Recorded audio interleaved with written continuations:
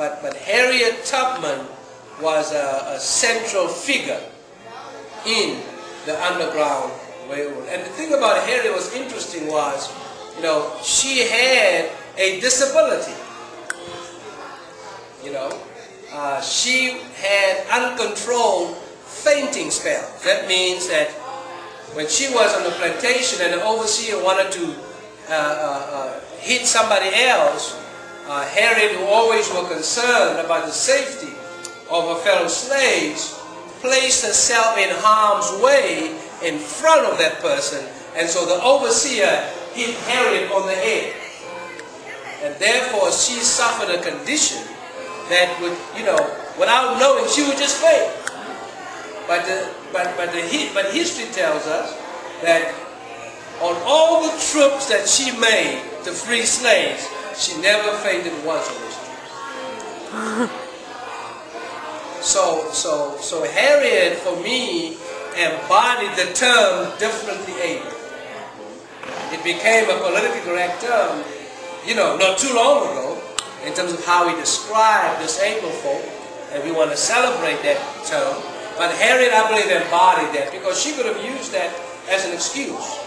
She could have used as an excuse the fact that she received her own freedom, and then her first trip back was for her children.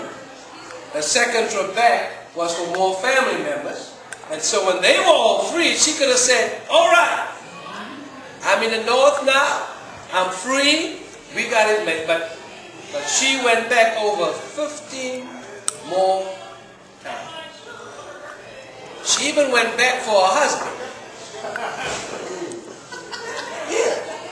And when she went back for her husband, she had to leave the brother because, you know, he wasn't ready. He wasn't ready. He had married another woman, and he thought that his liberation was set through his marriage to another woman still on the plantation. And she like, you know what? We're not on the same page no more. I got to stay.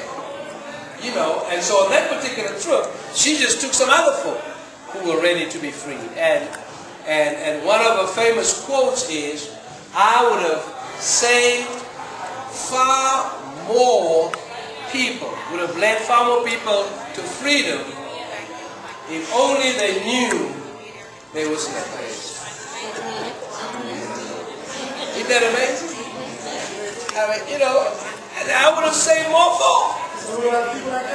Yeah. Now you know where I'm going. I'm setting this thing up.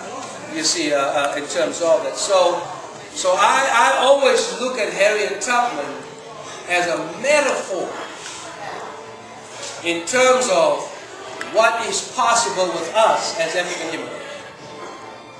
Because if she could do what she did in terms of building or being a conductor on the Underground Railroad, we ain't got to build Underground Railroads anymore. Then why not can I be a conductor building or creating railroads above ground, connecting people of African descent? Because you see, we have to do that intentionally. Because this divide and conquer strategy is a global strategy, it is a permanent strategy, it is a successful strategy, and it is an ongoing strategy. And too many of us are in denial about the fact that we are enslaved by it. And therefore, whether we are on the continent or in the United States, we continue to opt to let that be our modus operandi, if you will, in terms of how we operate with one another, how we operate with our African American brothers and sisters. You see, and the longer we choose to be divided, because right now I believe it's a choice. The longer we choose to be divided, the more we will be conquered in the United States, on the continent and around the world. Now I believe, like Harriet, that many of us can be doing even more significant things than what we're doing now if we are willing to liberate ourselves from that mentality of divided hunger. It worked well in South Africa, you know. It worked very well. That's why I always have to remind myself that I'm in recovery from apartheid. I'm in permanent recovery because them folk messed us up big time. Not just in terms of dividing us inside the country, among ourselves as blacks, but dividing us from white folk inside the country. But check this one out. But also dividing us from Africans from across the country. So my recovery, you know, has to take place on 3-4 different levels. You see? Because of all of that. You know, and so the question I always ask myself, you know, is how can I be a conductor, building, constructing, if you will, engineering railroads above ground, so that we can become what God has intended for us to be. And I want to, using Harriet, I want to lift up just some ways in which I believe we can do that, not just culturally, not just religiously, not just socially, but very importantly, politically. Because in all